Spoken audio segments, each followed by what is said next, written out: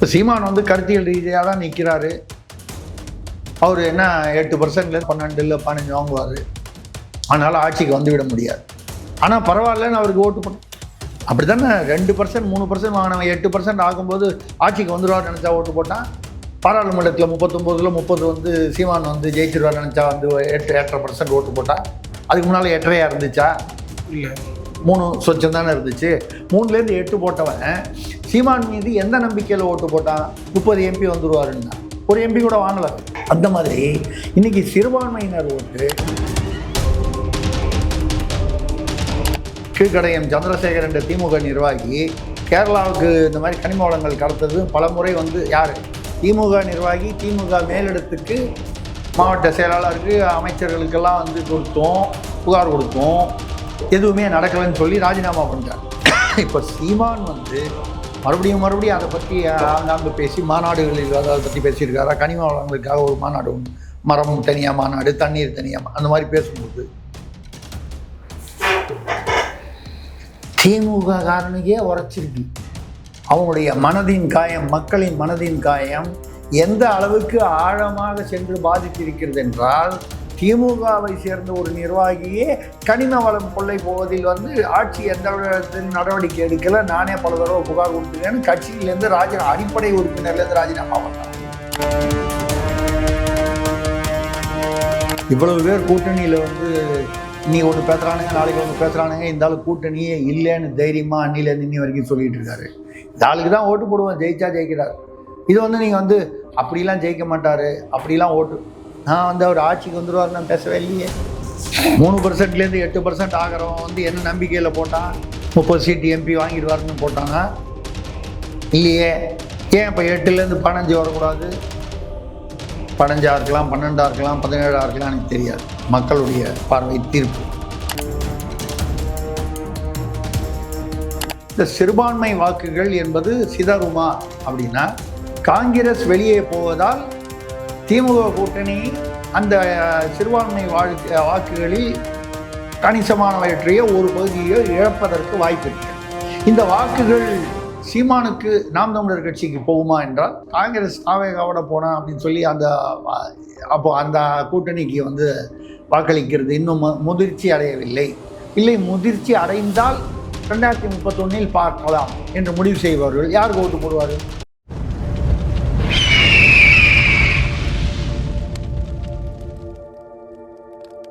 அரசியல் கருத நேயர்களுக்கு வணக்கம். இன்று நம்மளது இன்னும் சிறப்பு இருந்தால் மூத்த பத்திரிகையாளர் திரிசக்தி அவர்கள். வணக்கம் சார். வணக்கம் சார். அண்மையில் சிவகார்த்திகேயன் ஒரு நடித்த பராசக்தி படம் வந்து ரிலீஸ் ஆகிருந்து படத்துக்கு பின் பல விமர்சனங்கள் வந்து எழ தொடங்கியிருக்கு. குறிப்பாக காங்கிரஸை வந்து ரொம்பவே இழிவுபடுத்தி காமிச்சிருக்காங்க. ஏன்னா இது வந்து ரெஜெயின் மூலமாக வந்து அவருக்கு நெருக்கமான ஒரு ப்ரொடக்ஷன் கம்பெனி தான் எடுக்குது. திமுக சார்புடைய படம் அப்படின்னு தான் இதை வந்து சொல்லப்படுது. ஸோ காங்கிரஸை ரொம்ப இழிவுபடுத்தி காமிச்சது வந்து காங்கிரஸையும் கைத்தி விடுற ஐடியா தான் இப்போ திமுக இருக்குது அப்படின்ற ஒரு பேச்சுக்கள் வந்து வெளியாகிருக்கு.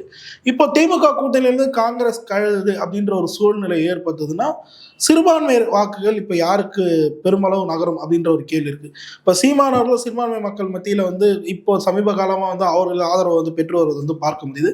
இப்போ காங்கிரஸும் திமுக விட்டு விலகுச்சுன்னா இது வந்து இன்னும் சாதகமாக சீமானுக்கு அமையும் அப்படின்னு சொல்லப்படுது. எப்படி பார்க்குறீங்க சார் இதை? முதல்ல இந்த பராசக்தி படத்தை பற்றி கேட்டீங்க. பராசக்தி படத்தில் வந்து நிறைய என்ன பண்ணியிருக்காங்கன்னா, முதல்ல அது 60களில், அதாவது அந்த 60களில் இருந்த இந்தி போராட்டம். இந்த இந்தி போராட்டம் என்பது ஒரு பக்கம் வந்து திமுக வந்து ஈவேரா அவர்களை தமிழர்களின் தந்தைன்னு சொல்கிறாங்க. இந்தி போராட்டத்தை பற்றி அதில் அந்த படத்தில் எங்கேயாவது ஒரு இடத்துல பெரியார் கேரக்டர் வருதா? அண்ணாதுரை வருகிறார், அருகே ஐயா கருணாநிதி போன்ற அந்த கூலிங் கிளாஸ் போட்டு ஒருத்தர் நடுவகடு எடுத்துகிட்டு ஒருத்தர் உட்காந்துருக்காரு, பேராசிரியர் நெடுஞ்செழியன். அந்த மாதிரி பக்தவத்சலம் அப்போது முதல்வராக இருந்தவர், அவரை போன்ற ஒரு தோற்றம் கொண்டவர் அவர் வச்சுருக்காங்க. எங்கேயாவது ஒரு இடத்துல ஈவேரா அவர்கள் வருகிறாரா? நான் பார்த்தேன். இல்லை, நீங்கள் பார்த்தீங்களா? இல்லை, பார்க்காமையா சொல்லிட போகிறேன். இல்லை, என் கண்ணுக்கு தெரியல, உங்கள் கண்ணுக்கு தெரிஞ்சிருக்குமோன்னு கேட்குறேன். ஈவேரா அப்படி என்ன மாயாவி ஆவார்? யார் கண்ணுக்கு தெரியாமல் இருக்கிறதுக்கு? ஏன் இல்லைங்கிறது முதல்ல தெரிஞ்சுப்போம், அதை முதல்ல பேசுவோம். அடுத்தது நீங்கள் உங்கள் சப்ஜெக்ட் வந்துடுவோம். பெரியார் அவர்கள் இந்தி எதிர்ப்புக்கான போராட்டத்தை எதிர்த்தவர், அதாவது இந்தியை ஆதரித்தவர். தேசத்திற்கு சுதந்திரமே வேண்டியது சொன்னவர். சுதந்திர நாளை துக்க நாளாக கொண்டாடியவர் ஆகஸ்ட் 15. திராவிட நாட்டை பாகிஸ்தானுடன் இணைத்து கொள்ளுங்கள் என்று ஜின்னாவிடம் கேட்டவர். விக்டோரியா மகாராணிகிட்ட எங்களை பிரிட்டிஷ் சாம்ராஜ்யத்திலேயே வச்சுங்க, மெட்ராஸ் ராஜதானியை சுதந்திரம் கொடுக்காதீங்க. இவ்வளவு தேசபக்தி கொண்டு சமூக பக்தி உடையது. எதனால்? சமூக நீதி பெரியார்னு சொல்கிறாங்களே, எந்த சமூக நீதி? லண்டனில் இருக்கிற சமூக நீதி. லண்டனில் இருக்கிற சமூக நீதி அவருக்கு பிடிச்சிதானே லண்டன் பிரிட்டிஷ் மகாராணிகிட்ட லெட்டர் எழுதுறாரு, உங்கள் கூடவே எங்களை வச்சுங்க. அல்ல, நீங்கள் வேறு ஏதோ மேட்ரு சொல்ல போகிறீங்கன்னு இல்லை, சொல்ல வேண்டான்னு தான் அப்படி சொன்னேன். நேயர்கள் புத்திசாலிகள், புரிஞ்சுப்பாங்க, அவங்க புரிஞ்சுப்பாங்க. இதையும் சொல்லிட்டு உடனே நம்ம யோசனை பண்ணி கர்ப்பப்பையை கழட்டி எறின்னு சொல்கிறான். அப்போ அந்த மேற்கத்திய கலாச்சாரம், தமிழ்நாட்டு கலாச்சாரம், தமிழ்நாட்டு கலாச்சாரத்தில் இப்போ தாங்க திராவிடம்னு வந்ததுக்கப்புறம் தானேங்க இதை தாண்டி நீங்கள் வடநாட்டில் மகாபாரதத்தில் சொன்னது ராமன், அதெல்லாம் விட்டு நீங்கள் வேணாங்க. சங்க இலக்கியங்கள் இருக்குது, தமிழ் இலக்கியங்களா? நான் தமிழன், நீங்கள் தமிழர், நாம் தமிழர்கள். நாம் தமிழர்னு சொன்னது சீமான் கட்சியை சொல்லலை, நம்ம எல்லாரும் தமிழர். அப்போ தமிழர்களை பற்றி மட்டும் பேசுவோம். நம்மளுடைய இலக்கிய வரலாற்றில் என்ன சொல்லுது? சிலப்பதிகாரத்தில் என்ன சொல்லுது? ஒருவனுக்கு ஒருத்தி, கண்ணகி, கோவலன். அதிலிருந்து முரண்பட்டு அவன் ஒரு பரத்தை, வேறு ஒரு பெண்ணை தேடி செல்கிறான் மாதவியை எனும்போது, கடைசியில் அது எப்படி கதை கொண்டு போகிறாங்க? அப்படி ஒரு தவறு செய்வதால் அது மேலும் மேலும் அது சிக்கலாகி அவனோட உயிருக்கே உலை வைத்து விடுகிறது. அதுக்காக தண்டனை இல்லை, ஏதோ ஒரு ரூபத்தில் விதிவசத்தால் அவன் அப்படி ஆயிடுறான். அவள் நியாயம் கேட்டு வருகிறாள். இந்த கதையுடைய நீதி வரும்போது என்ன வருது? ஒருவனுக்கு ஒருத்தி. அதை மீறும்போது நீ சில சூழல்களை சந்திக்க வேண்டிய ஒரு கட்டாயம் வருகிறது, அழுத்தம் வருகிறது.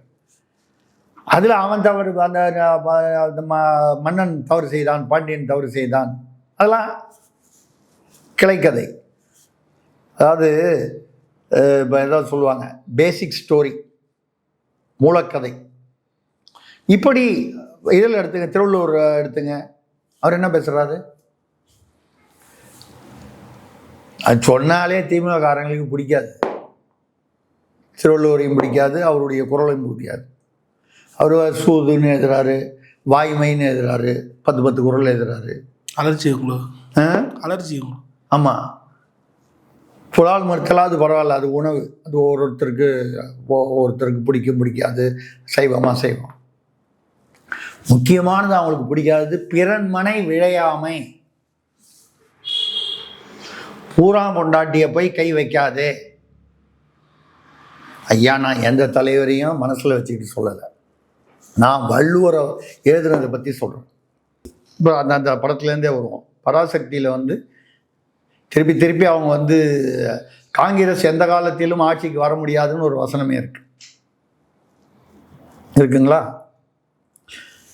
ரெட் ஜெயண்ட் மூவிஸில் இது தயாரிக்கிறாங்க, ரிலீஸ் பண்ணுறாங்க. அப்படிங்கும்போது இந்த வசனம் இருக்கிறது அவங்களுக்கு தெரியாமல் இருக்குமா? தேர்தல் வரப்போகுதுன்றது அவங்களுக்கு தெரியாமல் இருக்குமா? இல்லையா? அப்படி இவர்கள் அந்த கூட்டணியில் அக்கறை இருந்தால், இப்போ கூட என்ன பேசுகிறாங்க? ஐ பெரியசாமியை வச்சு பேசுகிறாங்க, அமைச்சரை வச்சு. ஆட்சியில் பங்கு கிடையாது, எந்த காலத்திலும் பங்கு கிடையாது. ஐ பெரியசாமியை காவு கொடுக்குறதுன்னு முடிவு பண்ணிட்டாங்க. ஏற்கனவே கேள்விப்பட்டேன், ஐ பெரியசாமி அந்த ஜிஎஸ்டி வழக்கில் சிக்கினார் இல்லையா, அதில் அவரை எந்த விதத்திலும் காப்பாற்றுவதற்கான முயற்சிகளில், மற்ற போதெல்லாம் முயற்சி கரெக்டாக போயிடுவாங்கள்ல. ஊருகா மாமின்னு யாரையா திட்டுவாங்க, உடனே அங்கே போய் காலில் விழுந்துருவாங்கல்ல. இல்லை அமித்ஷாவிடம் இப்போ அவதூறு ஷா நீங்கள் திட்டுவீங்க, ரைட்டு, வெளியில் திட்டுவீங்க, உள்ள போய் காலில் விழுந்துருவீங்கல்ல. அதை பெரிய ஐ பெரியசாமி அவர்களே அப்படி நீ பார்த்துக்கன்னு சொல்லி காட்டி விட்டாங்களாம். அதனால் அவரை கவு வாங்கிறதுக்காக பாவம் அவரை விட்டு அறிவிப்பு சொல்ல அதிகாரத்தில் பங்கு இல்லை அப்படின்னா நடத்தும். காங்கிரஸ் கட்சி நீங்கள் இருந்தாரு அங்கே போனால் போகணும். சின்ன வயசில் ஸ்கூலில் படிச்சிருக்கீங்களா? நரி வந்து சீச்சி இந்த பழம் புளிக்கும். இவ்வளோ நாள் காங்கிரஸ் வேண்டி இருந்தது. இது வரைக்கும் நீங்கள் 1949 தேர்தல் அரசியலுக்கு வந்து விட்டீர்கள். கட்சி ஆரம்பித்து 67 ஆட்சியை பிடித்தீர்கள் காங்கிரஸை எதிர்த்து. அதுக்கப்புறம் இன்னி வரைக்கும் ஒரு தடையாவது ஒரு இடைத்தேர்தலையாவது தனியாக நின்று இருக்கீங்களா? எந்த கூட்டணியும் இல்லாமல். பெரும்பாலும் காங்கிரஸ் நடுவில் ஒரு தடவை பாஜகவில் போயிட்டு அது மதவாத கட்சி அல்ல, ஆர்எஸ்எஸ் சிறந்த இயக்கம்னு சமூக நீதி இயக்கம்னு பேசுனீங்க. விசிக திருமாவளவனும் பேசியிருக்காரு. அதில் போய் 4 பாஜகவை சேர்ந்த எம்எல்ஏக்களுக்காக வேட்பாளர்களுக்காக அவரே போய் பரப்புரை மேற்கொண்டிருக்கிறார். இதெல்லாம் நடந்திருக்கு. இப்போ கூட சமீபத்தில் வந்து அவர் பேசின வீடியோலாம் வருது. திமுகவை அழிப்பேன் என்று சொல்லி அழிச்சிங்க, எங்களுக்கு என்ன சம்மந்தம்னு கேட்டிருக்காரு. இப்படி கூட்டணி கட்சிகளுக்குள்ளே பிரச்சனை இருக்கிறது. நம்ம அங்கே நீங்கள் கேட்ட பாயிண்ட்டுக்கு வந்துடும். காங்கிரஸ் போனால் போகட்டும் என்ற நிலை ஏன் வந்தது? ஏதோ திமுக வந்து காங்கிரஸை கழட்டி விட வேண்டும் என்ற எண்ணம்லாம் இல்லை. காங்கிரஸ் போயிடும் போல இருக்கு. இந்த ஏதோ ஒரு கலாபெட்டி சிங்கார் ஒரு படத்தில், பாக்யராஜ் படத்தில் வருவார். அண்ணே ஊரில் பெரிய மனுஷன் இந்த மளிகை கடை வச்சுருப்பார். வந்து ஐயா அண்ணே வாங்கினே, இந்த நம்ம ஊர் பொது கிணத்துல வந்து விஷம் கொட்டிடுறாங்க, பாலிடாலை கொட்டி. பாலிடால்னு ஒன்றே ஏன் ஒரு மாதிரி என்னை மறைச்சு பார்க்குறீங்க? இங்கே சமீபத்தில் இதான் உங்களுக்கு வேறு எதுவும் ஞாபகம் வருது? பாலிடால். நான் அதெல்லாம் சொல்லு, நான் அந்த பாக்யராஜ் பாலிடால் அந்த பாலிடாலை சொன்னேன். பாலிடாலை கொட்டிடுவா. சில அங்கே விஷமிகள் இளைஞர்கள் வந்து கொஞ்சம் வம்பு பண்ணுறதுக்காக, ஏய் இந்த பாலிடால் டின் எங்கடா இருக்குது? இங்கே இருக்குது. ஏய் தைரியம் பண்ணுறாடா, வாடா வந்து எடுறா, நான் சொல்கிறேன் வந்து எடுறா பார்ப்போம் அப்படின்லாம் பில்டப்லாம் கொடுப்பாரு. கொஞ்சம் கொஞ்சமாக முன்னால் வருவான். அண்ணா கிட்ட வந்துட்டாங்கண்ணே, வரட்டுண்டா என்ன பண்ணிடுவாங்க பார்ப்போம். வந்து அவன் கையில் எடுத்துருவான். கையில் எடுத்துட்டா ஓடி போய் கொட்டிடுவியா நீ? பார்த்துட்டே இருப்பான். தடான்னு ஓடி போய் கொட்டிடுவான். அண்ணே கொட்டிட்டாங்கண்ணே, சாரி கொட்டிட்டான் விடுறான்னு. கல்லாப்பட்டி சிங்காரம் அது அந்த அந்த அந்த சிச்சுவேஷன் காமெடி நல்லாயிருக்கும். அந்த மாதிரி தானே நீங்கள் வந்து இப்போ வந்து அரசியல் பண்ணிட்டுருக்கீங்க. காங்கிரஸ்காரன் போகிறதுக்கு வந்து நீங்கள் ஒன்றும் போகணும்னு பண்ணல, அவன் போகிறேங்கிறான். அங்கே வேண்டியது கிடைக்கல, அரசியல் காரணங்கள் என்ன வேணா இருக்கலாம். சீட்டு கொடுக்கல, உரிய மரியாதை இல்லை. சாதாரண ஒரு உள்ளாட்சியில் கூட வந்து எங்களுக்கு வந்து கூட்டணி கட்சின்னா எங்களுக்கு எந்த விஷயமும் நடக்கல. மாணிக் தாக்கூர்லாம் ஜோதிமணிலாம் பேசியிருக்காங்க. இது அவர்களுடைய உள்கூட்டணி பிரச்சனைன்னு வச்சுக்கிட்டா கூட அதை தாண்டி அவர்கள் வெளியே போகிறார்கள் என்னும் பொழுது அந்த சமயத்தில் இந்த படம் வருகிறது. உண்மையிலே உங்களுக்கு வந்து இது வந்து அவர்களை வந்து அவர்கள் மனதை புண்படுத்த கூடாது என்று நினைத்திருந்தால் தயாரிப்பாளர் ரெட் ஜெயண்ட் சென்சாருக்கு போவதற்கு முன்னாலேயே இந்த ஒரு வசனத்தையாவது கட் பண்ணியிருக்கலாமா? காங்கிரஸ்காரன் எந்த ஜென்மத்திலையும் ஆட்சிக்கு வர முடியாது. நீங்கள் சொல்கிறது மத்தியிலையா மாநிலத்திலையா? இங்கே மாநிலம் தான் இந்திய எதிர்ப்பு போராட்டத்தை பற்றி. ரெண்டாவது நீங்கள் எதை காமிக்கிறீங்க? 1960களில் வந்து பாஜக என்ற ஒரு கட்சியே கிடையாது. அப்போ இந்தியை திணித்ததாக சொல்லப்படுவது எந்த கட்சி? நீங்கள் விமர்சனம் செய்வது காங்கிரஸ். காங்கிரஸுக்கு எதிராக ஒரு படம் எடுத்து அதுக்கு பராசக்தின்னு பேர் வச்சு இன்னைக்கு அதை வெளியே விட்டுட்டு காங்கிரஸ்காரன் எந்த காலத்துலேயும் ஆட்சிக்கு வர முடியாதுன்னு சொல்கிறீங்க. அவன் போகாமல் என்ன பண்ணுவான்? நீங்கள் படத்தில் சொல்கிறத ஏற்கனவே அவன் பட்டு தெரிஞ்சுக்கிட்டான்.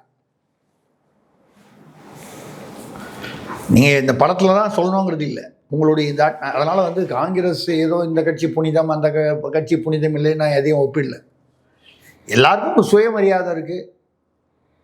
அந்த கட்சியில் யார் யாருக்கு இருக்குன்னு தனித்தனியாக நம்ம ஒரு செல்வ பெருந்தகைக்கு இருக்கா, திருச்சி வெளிச்சாமிக்கு இருக்கா, சோடங்கருக்கு இருக்கா, பிரவீன் சக்கரவர்த்திக்கு இருக்கா, ராஜேஷ்குமார், அப்படிலாம் தனித்தனியாக பார்க்கக்கூடாது. இந்த கட்சியில் ஒரு சிலர் கொஞ்சம் தன்மானத்தோடு இருக்கலாமே, எல்லாருமே இருப்பாங்கன்னு எதிர்பார்க்க முடியல. சில பேர் பிரவீன் சக்கரவர்த்தி கூட என்ன சொன்னார், ஒரு சிலர் வந்து இன்னும் திமுக கூட்டணின்னா அவங்களுக்கெல்லாம் வந்து வழக்குகள், அழுத்தங்கள், பிரச்சனைகள் இருக்கலாம்னு சொன்னார். யாரை நினைச்சு சொன்னார்னு உங்களுக்கும் தெரியும்.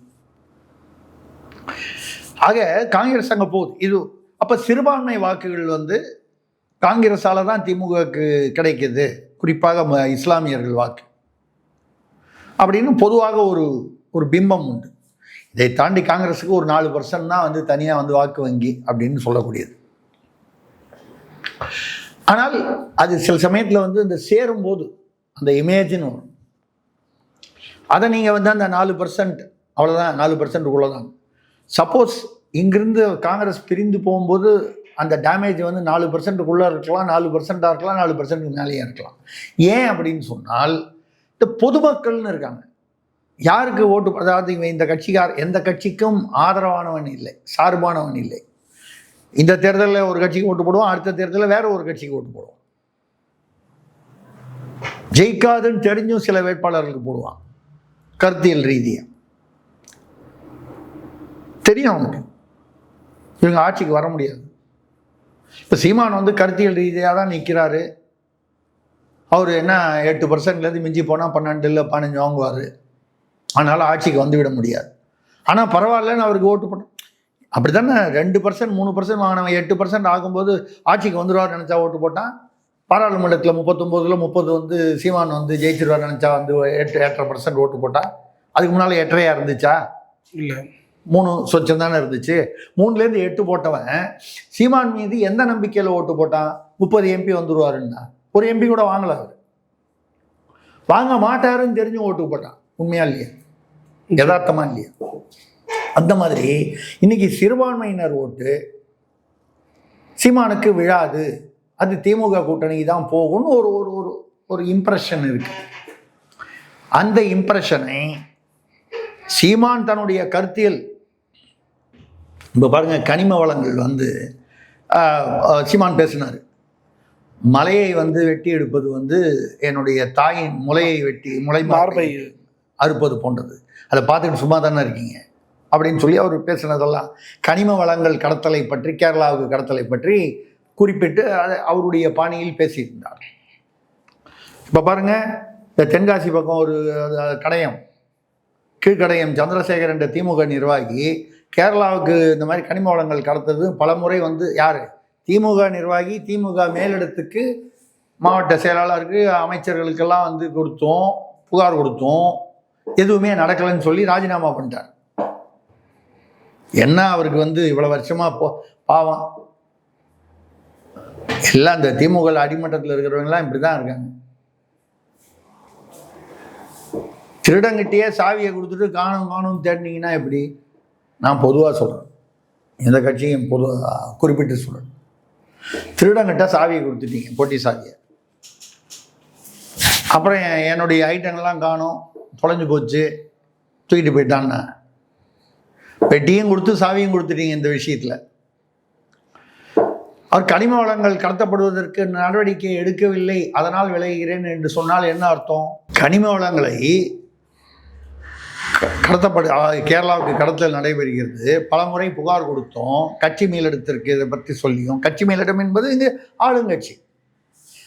நடவடிக்கை எடுக்கவில்லைன்னா எப்படியா எடுப்பாங்க? குடியாத்த குமரன் வந்து என்ன சொல்றாரு? துரைமுருகன் தான் வந்து 60,000 கோடி சேர்த்தார்.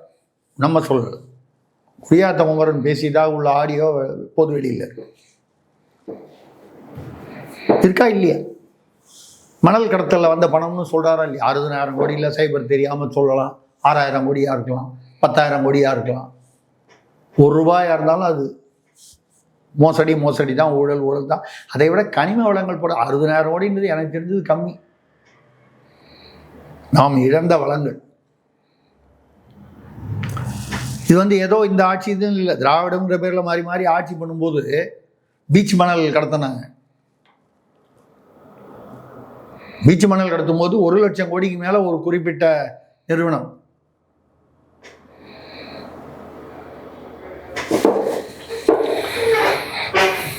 வைகுந்தத்துக்கே ராஜாவாக இருப்பவர் ஒருவர் வந்து அவருடைய கம்பெனி கடத்துச்சு. ஆட்சியாளர்கள் அவர் என்ன பண்ணுவார்? எந்த ஆட்சி இருக்கோ அந்த ஆட்சிக்கு அணுக்கமாக சென்று விடுவார். திமுக வந்தால் இந்த பக்கமும் அவர் இணக்கமாக இருப்பார், அந்த பக்கமும் இணக்கம். அதை நம்ம அந்த கட்சியெல்லாம் போல தமிழ்நாட்டின் வளங்கள் தமிழனுக்கான எதிர்கால தலைமுறைக்கு சொந்தமான வளங்கள். அது மணலாக இருக்கட்டும், கல்லாக இருக்கட்டும், இல்லை கனிம வளங்களாக இருக்கட்டும். இப்போ சீமான் மறுபடியும் அதை பற்றி ஆங்காங்கு பேசி மாநாடுகளில் அதை பற்றி பேசியிருக்காரா? கனிம வளங்களுக்காக ஒரு மாநாடு, மரம் தனியாக மாநாடு, தண்ணீர் தனியாக, அந்த மாதிரி பேசும்போது திமுக காரனுக்கே உரைச்சிருக்கு. எப்படி சொல்லுங்க ஒரு தூரம்? திமுக காரங்களுக்கே உரைச்சிருக்கு. எவ்வளோ தூரம் டீப்பாக உள்ளே போயிருக்கணும்? காயம் எவ்வளவு ஆழமாக உள்ளே சென்று இருக்க வேண்டும்? நான் சொல்வது மனக்காயம், அவனுடைய மனதின் காயம், மக்களின் மனதின் காயம் எந்த அளவுக்கு ஆழமாக சென்று பாதித்திருக்கிறது என்றால், திமுகவை சேர்ந்த ஒரு நிர்வாகியே கனிம வளம் கொள்ளை போவதில் ஆட்சி எந்த இடத்தில் நடவடிக்கை எடுக்கல, நானே பல தடவை புகார் கொடுத்துருக்கேன்னு கட்சியிலேருந்து அடிப்படை உறுப்பினர்லேருந்து ராஜினாமா பண்ணான். நாளைக்கு இருந்தாலும் வேற எந்த கட்சிக்கும் போகலாம், சீமான் கட்சிக்கும் போகலாம், இல்லை வேற எந்த கட்சிக்கும் போகலாம். நம்ம அது எந்த கட்சின்னு ஐயா, திமுக அடிமட்டத்தில் இருக்கிறவனுக்கு புத்தியில் உரைக்க ஆரம்பிச்சிருச்சு, இது வரைக்கும் உரைக்கல. நமக்கு ஏதாவது இப்படி கூட இருக்கலாம், கனிம வளங்கள்லாம் கொள்ளடிக்கிறாங்க, ஆனால் எனக்கு ஒன்றும் கொடுக்கலன்றதுனால எத்தனையோ இடத்துல மேயர்களுக்கு எதிராக, திமுக மேயருக்கு எதிராக கோவையில், மதுரையில், கீழக்கரையில், நெல்லையில், பல இடங்களில் அங்கே உள்ள கவுன்சிலர்கள் இப்போ கூட இன்னைக்கு காலையில் நேற்று கூட பார்த்தேன், திருச்சியில் நினைக்கிறேன், மேயருக்கு எதிராக அவங்க கவுன்சிலர்கள். ஆக மொத்தம் தமிழ்நாட்டில் இருக்கக்கூடிய மாநகராட்சியில் அநேகமாக எல்லா மாநகராட்சியிலையும் சென்னையை தவிர, சென்னை மாநகராட்சியில் ஏன்னா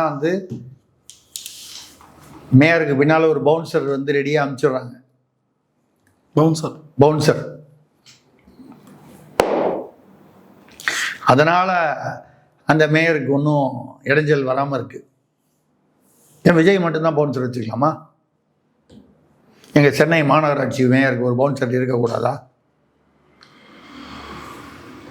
அதுவும் வரலாறு உள்ள பவுன்சர், சரித்திர புகழ் பெற்ற பவுன்சர்.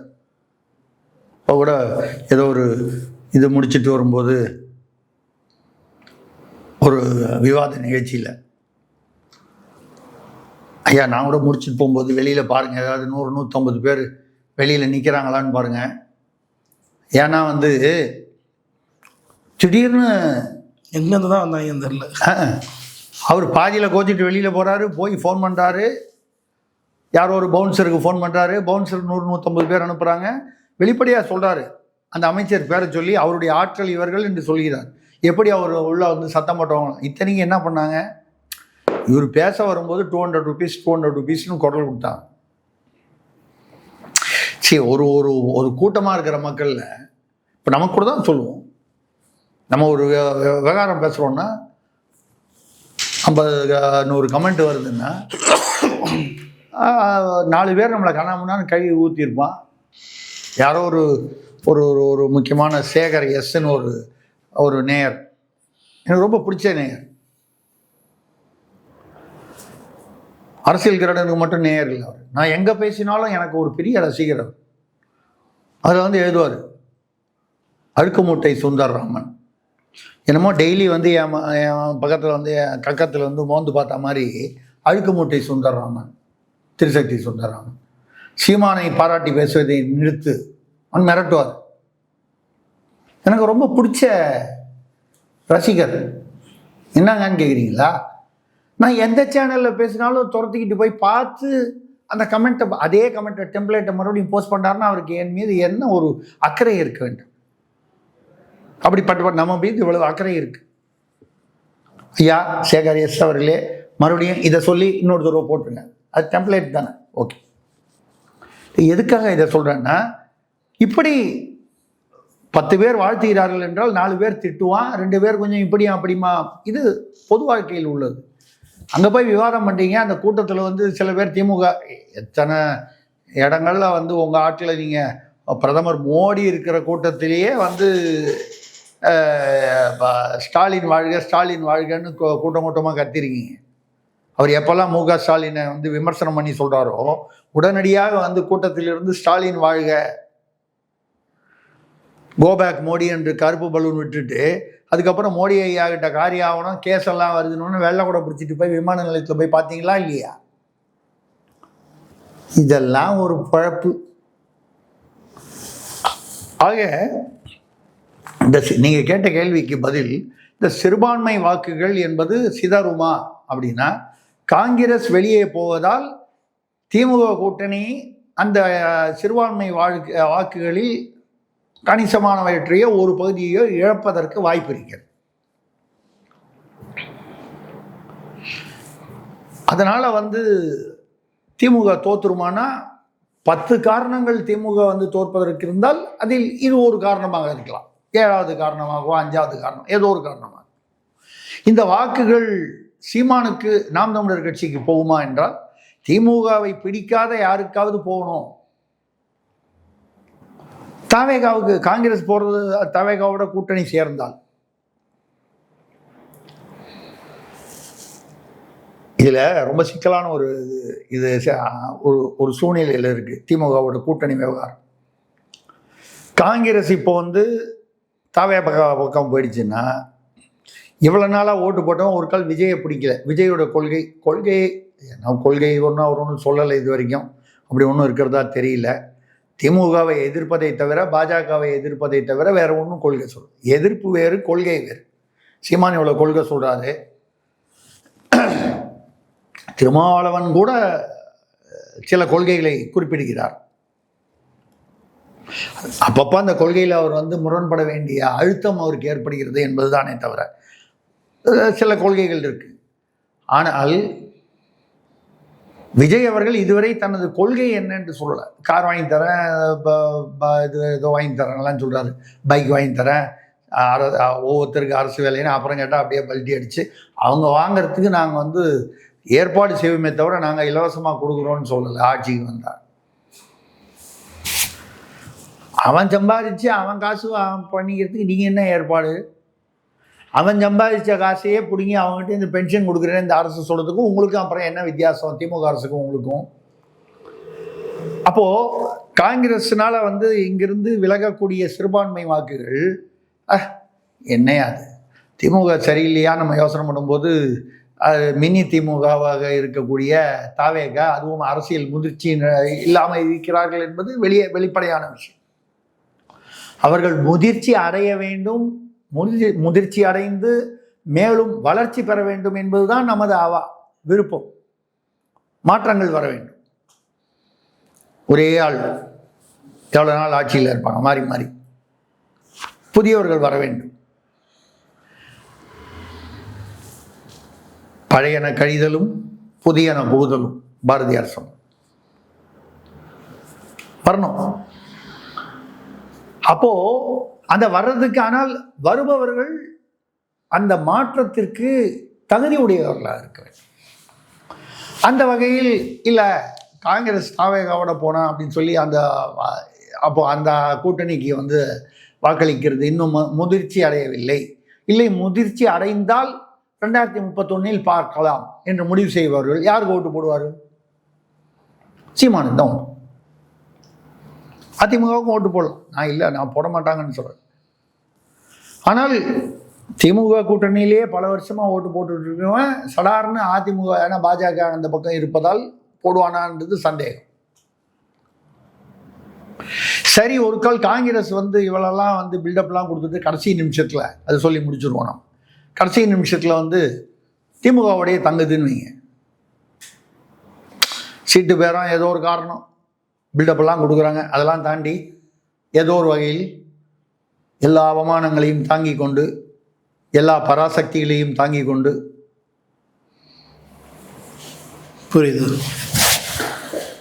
பராசக்தி, எல்லா பராசக்திகளையும் தாங்கி கொண்டு காங்கிரஸ் வந்து எதையும் தாங்கும் இதயம் அண்ணாதுரை சொன்னதை ஞாபகம் வச்சுக்கிட்டு, அவங்க ஏன் சார் இவர் சொன்னதை ஞாபகம் வச்சுக்க போகிறாங்க? அவங்களே மறந்துட்டாங்க. அப்படி சொன்ன அண்ணாதுரையை திமுகவே மறந்து விட்டது. அப்படி இருக்கும்பொழுது அந்த மாதிரி ஒரு சூழ்நிலை வந்தால்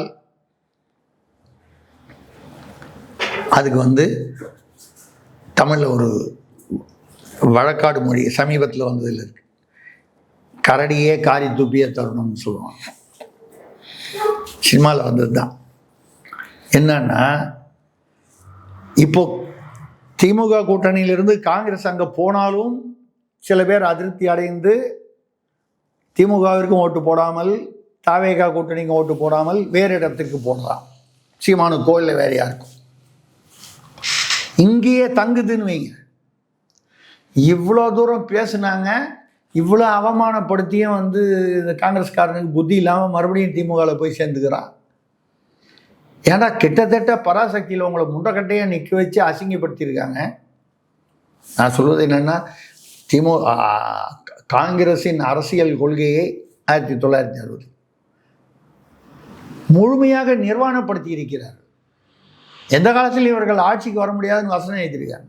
அதுக்கப்புறமும் நீங்கள் வந்து இத்தனை கரடி காரி துப்புனதுக்கு அப்புறமும் அதை வாங்கிட்டு நாஞ்சில் சம்பத்து போல, நான் ஒன்றும் அவரை பற்றி தப்பாக சொல்லுங்க, அவருடைய ஃபேமஸ் வசனம் துப்புனா தொடச்சிக்குவேன். அந்த துப்புனா தொடச்சிக்கிற பாலிசியோடு நீங்கள் வந்து காங்கிரஸ் மறுபடியும் திமுக கூட்டணினா அப்பவும் அவனுக்கு இதே வரல. இவ்வளவு மட்டும் புத்தி வரல, இவனை நம்பி ஏன் இங்கே இருக்கணும், ஓட்டு போடணும் அப்படின்னு சொல்லி மாறலாம். ஆக காங்கிரஸுக்கும் திமுகவிற்கும் இந்த பராசக்தி படத்தின் மூலமாகவும் இன்னும் பிற இந்த அதிகாரத்தில் பங்கு இல்லைன்னு சொல்லி இவங்க சீட்டு தரமாட்டேன்னு சொல்லி பிரவீன் சக்கரவர்த்தி வந்து விஜய் மக்கள் வந்து நடிகராக பார்க்கவில்லை, இந்த அரசியல் கூட்டணி அரசியல் எங்கே கொண்டு போய் விடும்னா, காங்கிரஸ் திமுக கூட்டணியிலிருந்து விலகினாலும் முழுமையாக அந்த வாக்குகள் வந்து அந்த சிறுபான்மையினர் வாக்குகள் காங்கிரஸுக்கு பின்னால் இருப்பதாக கருதப்படும் வாக்குகள் முழுமையாக தாவேகா அணிக்கு போய் சேராது. இங்கேயே தங்கி இருந்தாலும் இங்கே மறுபடியும் போட மாட்டாங்க. அப்பொழுது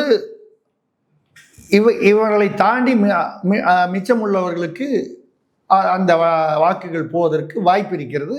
அந்த வாய்ப்பு அதிமுகவுக்கு இருக்கலாம். ஏன்னா காங்கிரஸுக்கு பின்னால் இருந்த வாக்கு பாஜகவுக்கு நேரடியாக வராது. அதிமுக மட்டும் இருக்கக்கூடிய தொகுதிகளில் இருக்கலாம். நாம் தமிழர் தொகுதியில் கருத்தியல் இவ்வளவு பேசுறாரு, கூட்டணியே இல்லைன்றாரு. இவ்வளவு பேர் கூட்டணியில் வந்து இன்னைக்கு ஒன்று பேசுகிறானுங்க, நாளைக்கு ஒன்று பேசுகிறானுங்க. இந்த ஆளு கூட்டணியே இல்லைன்னு தைரியமாக அன்னிலேருந்து இன்னி வரைக்கும் சொல்லிட்டு இருக்காரு. இந்த ஆளுக்கு தான் ஓட்டு போடுவோம், ஜெயிச்சா ஜெயிக்கிறார். இது வந்து நீங்கள் வந்து அப்படிலாம் ஜெயிக்க மாட்டார், அப்படிலாம் ஓட்டு நான் வந்து அவர் ஆட்சிக்கு வந்துடுவார் நான் பேசவே இல்லையே. 3% 8% ஆகிறவன் வந்து என்ன நம்பிக்கையில் போட்டான்? 30 சீட்டு எம்பி வாங்கிடுவார்னு போட்டானா? இல்லையே. ஏன் இப்போ 8 15 வரக்கூடாது? 15 இருக்கலாம், 12 இருக்கலாம், 17 இருக்கலாம், எனக்கு தெரியாது. மக்களுடைய பார்வை தீர்ப்பு. இதுதான் வந்து நான் இதை இப்படி தான் பார்க்குறேன். எல்லாமே வந்து மக்களுடைய பார்வை, மக்களுடைய தீர்ப்பு. எல்லாத்துக்கும் மேலே ஆண்டவன் ஒருத்தர் இருக்கான். எதை ஒரு உதாரணம் சொல்லி முடிக்கணும்னா, நடிகர் விஜய் தாவேகா தலைவர் விஜய் முன்னாள் நடிகர்னு சொல்ல முடியல, இன்னொரு படம் ரிலீஸ் ஆக வேண்டியது. அது வரைக்கும் நடிகர் தான். அவருடைய முதல் படம் நாளைய தீர்ப்பு, கடைசி படம் நாளைய தீர்ப்பை எதிர்பார்த்து காத்திருக்கு. சென்சார் போர்டு தீர்ப்பு, உயர்நீதிமன்ற தீர்ப்பு, உச்சநீதிமன்ற தீர்ப்பு, இதுதானே. எங்கேயோ இடத்துல ஆண்டவன் வந்து ஒரு கணக்கு போட்டு வச்சிருக்கான். அந்த கணக்கு மனிதனை பார்த்து சிரிக்கிறது. நீ என்ன கணக்கு போட்டாலும் இது நீங்கள் என்ன மூட நம்பிக்கைன்னு சொல்லுங்கள், எதை வேணாலும் சொல்லுங்கள். ஒருத்தங்க விதி பயன் சொல்லுவாங்க, ஒருத்தர் வந்து கர்ம வினைன்னு சொல்லுவாங்க, விதை விதைத்தவன் வினை அறுப்பான்னு சொல்லுவாங்க. எப்படி வேணால் சொல்லலாம் நீங்கள். ஆனால் நாளைய தீர்ப்பு என்று படத்துடன் தன்னுடைய திரைப்பட வாழ்க்கையை தொடங்கிய விஜய் இன்று நாளைய தீர்ப்பை எதிர்பார்த்து காத்திருக்கிறார். இதுதான் காலத்தின் கோலம். ஆனால் இப்போ நம்ம என்ன சொல்கிறோன்னா, நல்லபடியாக வரட்டும். விஜய் ரசிகர்கள் என்னைக்காக இருந்தாலும் அந்த ஜனநாயகன் படத்தை கண்டிப்பாக சென்று பார்ப்பார்கள், ரசிப்பார்கள். அந்த படம் வந்து நிச்சயமாக ஓடும். விஜய் படத்தில் வந்து மொத்தம் 69, இது 69 நினைக்கிறேன். இதுதான் 69வது படம். அந்த முதல்ல ஆரம்பிக்கும் போது 69 பேர் வச்சாங்க, டெம்பரரி பேர். வெற்றி படங்கள் வணிக ரீதியான்னு பார்த்தீங்கன்னா 15 படங்கள் தான். ஆனால் அந்த வெற்றி வந்து பிரம்மாண்டமான வெற்றி. கில்லி போன்ற படங்கள், எத்தனையோ படங்கள் வந்து வெற்றினா பிரம்மாண்டமான வெற்றி. அப்படின்னா 14-15 படங்கள் வந்து பிரம்மாண்டமான வெற்றி பெற்ற படங்கள், பாக்கியெல்லாம் வணிக ரீதியாக தோல்வி. அவங்கவுங்க கிளைம் பண்ணுவாங்க, இல்லைங்க இது வெற்றி படம் 100 நாள் ஓடிச்சு அப்படியானா அது வணிக ரீதியாக சில வேணும் என்ற ஒரு ஸ்ட்ராட்டஜி. அது அந்த டிஸ்ட்ரிபியூட்டரையும் தயாரிப்பாளரையும் உண்மையான தயாரிப்பாளரையும் கேட்டிங்கன்னா தெரியும் அது வெற்றியா தோல்வியா. மெர்சல் படம் உங்களை கேட்டால் நல்லா ஓடிச்சா? நல்லா தான் ஓடிச்சு சார். மெர்சல் பட தயாரிப்பாளர் சேனாண்டால் ஃபிலிம்ஸ். இண்டஸ்ட்ரியில் என்னன்னு கேட்டு பாருங்க. மெர்சல் படத்தினால அவர் எவ்வளவு கடனில் இருக்கார். ஓகோன்னு ஓடிச்சுன்னா தயாரிப்பாளருக்கு பணம் வந்திருக்கணுமா? நான் வந்து யாரையும் வந்து குறிப்பிட்டு சொல்வது, யாருடைய மனதையும் புண்படுத்துறது. ஒரு தயாரிப்பாளர் நஷ்டப்படுகிறாரே என்ற ஒரு ஆதங்கத்தில் தான் சொல்லி, அவர் எனக்கு நண்பரும் கூட. அவர் ஒன்றும் என்கிட்ட இது விஷயமா என்கிட்ட பேசலை, நானும் அவர்கிட்ட பேச மாட்டேன், அது நாகரிகம் இல்லை. ஆனால்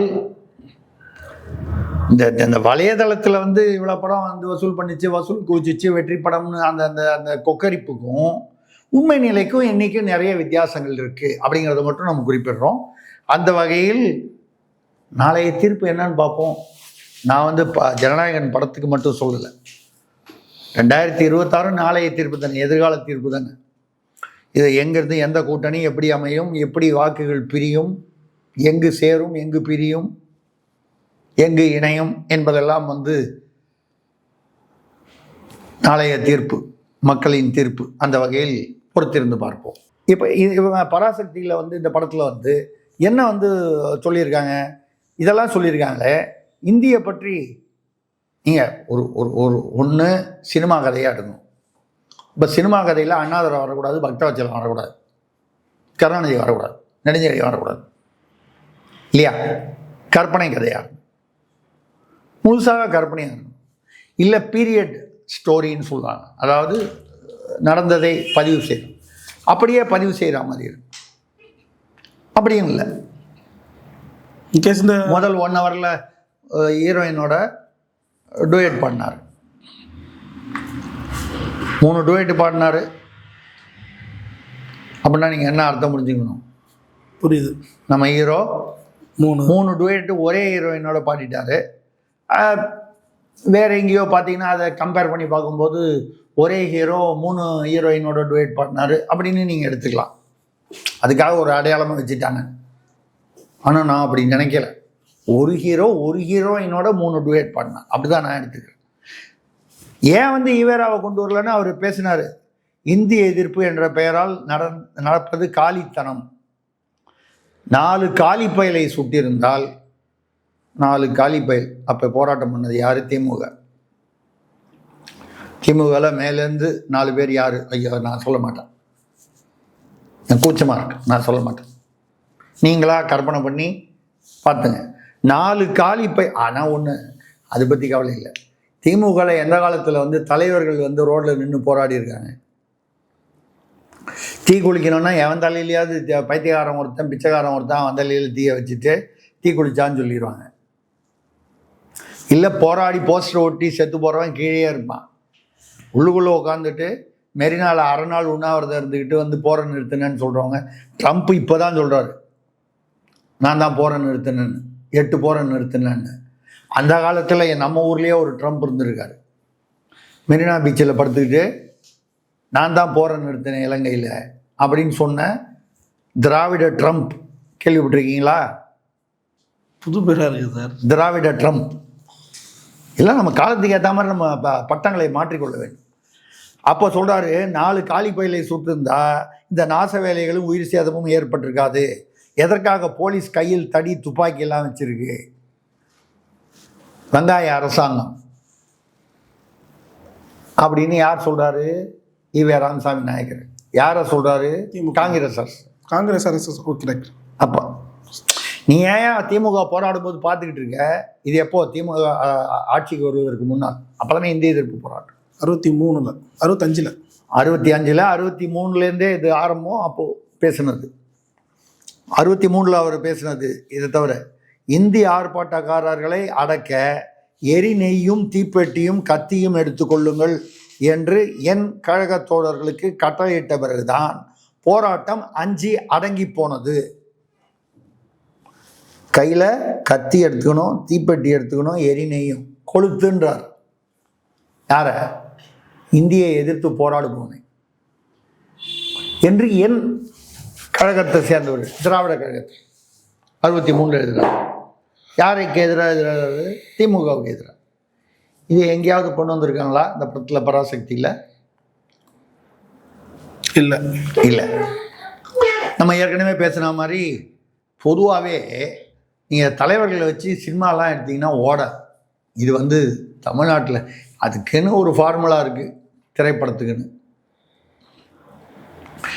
காந்தியை வச்சு படம் எடுத்தாங்க. காந்தின்னு ஒரு படம். நடிக்கிறதுக்கு ஆளே இல்லாமல் ரிச்சர்ட் ஆட்டன்பரோன்னு ஒரு ஆளை கொண்டு வந்தாங்க, வெள்ளைக்காரன். காந்தியை நடிக்கிறது இந்தியா பூரா காந்தின்னு ஒருத்தனை நடிக்கிறதுக்கு ஒரு ஆள் கிடைக்கல பாருங்கள். மகாத்மா காந்திக்கு எவ்வளோ ஒரு மோசமான நிலைமை. இந்தியாவில் இத்தனை நடிகர்களில் பிரபலமானவர்களோ இல்லை புதுசாக வந்தவங்களோ ஒரு நடிகர் கூட வந்து தகுதி உடையவர்கள். சரி, பாரதி தமிழில் பாரதியார் பற்றி எடுத்தாங்க. தமிழ்நாட்டில் தமிழ் சுத்தமாக பேசுகிறதுக்கு ஆளே இல்லாத ஒரு திராவிடம்னு இந்த கன்றாவி வந்ததுனால தானுங்க ஷாயாஜி சிண்டேங்கிற ஒரு மராட்டிக்காரரை கொண்டு வந்து பாரதியாரை நடிக்க வச்சு அதுக்கு டப்பிங் பேச வச்சு. அப்போ இங்கே இருக்கிற நடிகர்களுக்கெல்லாம் தமிழ் வராது, தமிழ் சுத்தமாக பாரதியாக நடிப்பதற்கு யாருக்குமே தகுதி இல்லை தானே அர்த்தம் தானே. ஹே ராம் கமலாசன் ஒரு படம் எடுத்தார். படம் வணிக ரீதியாக ஃப்ளாப்பு. ஏன்னா அது காந்தியை ஒட்டிய கதை. காமராசர்னே ஒரு படம் எடுத்தாங்க. பெருந்தலைவர் காமராசரை வந்து எவ்வளோ மக்கள் ஏற்றுக்கொண்டு இன்றைய அளவும் வந்து போற்றுகிறார்கள். ஆனால் சினிமாவை எடுக்கும்போது அந்த படம் ஓடிச்சான்னு கேட்டிங்கன்னா ஓடவே இல்லை. MS பாஸ்கர் வாய்ஸ் கொடுத்துருந்தார். வேறு யாரோ ஒருத்தர் நடிச்சிருந்தார் காமராசர். இத்தனையும் அவர் வந்து அவருடைய இது திறம்பட அந்த ரோல் பண்ணியிருந்தார். ஏன் எதையுமே வந்து இந்த ஒரிஜினலோடு ஒப்பிட்டு பார்த்தோம்னா அது வராது. இதில் வந்து அப்புசாமி, ஆப்பிரிக்க அழகி அப்படிலாம் வந்து இவர் பாக்கியம் ராமசாமி என்ற பேரில் ஜாரா சுந்தரேசன் கதை எழுதுவார், அப்புசாமி கதைகள்னு. அதை வந்து சீரியலாக எடுத்து பார்த்தாங்க. சிறந்த நடிகர்கள்லாம் போட்டு பார்த்தாலும் அது கிளிக் ஆகலை. ஏன்னு கேட்டால் ஜனங்க என்ன சொல்லிட்டாங்க, அதில் ஜெயராஜ் அவர்கள் ஓவியர் வந்து பிரமாதமாக அந்த வேடன்லேயே அதுலேயே வரும் அந்த புத்தகத்தில் ஒரு அப்புசாமின்ற ஒரு கேரக்டரை ஒரு மனதளவில் கிரியேட் பண்ணிட்டாரு. நீங்கள் எந்த நடிகர் சிறப்பாக நடித்தாலும் அந்த ஓவியத்தில் இருக்க மாதிரி அந்த கதையில் வர்ற அந்த நிகழ்வுகள், அந்த காமெடி, அந்த நகைச்சுவை, அந்த விறுவிறுப்பு இதுக்கு செட் ஆகலை. பொன்னியின் செல்வன் மணிரத்னம் வந்து ரொம்ப கஷ்டப்பட்டு எடுத்த படம். மணிரத்னம் ஒரு மிகப்பெரிய இயக்குனர், மிகச்சிறந்த இயக்குனர். செந்தக்கும் திராவிடத்தை நீங்கள் எந்த அவாள் என்று சொல்கிறீர்களோ அந்த அவாள் வகையாளரை சேர்ந்தவர்.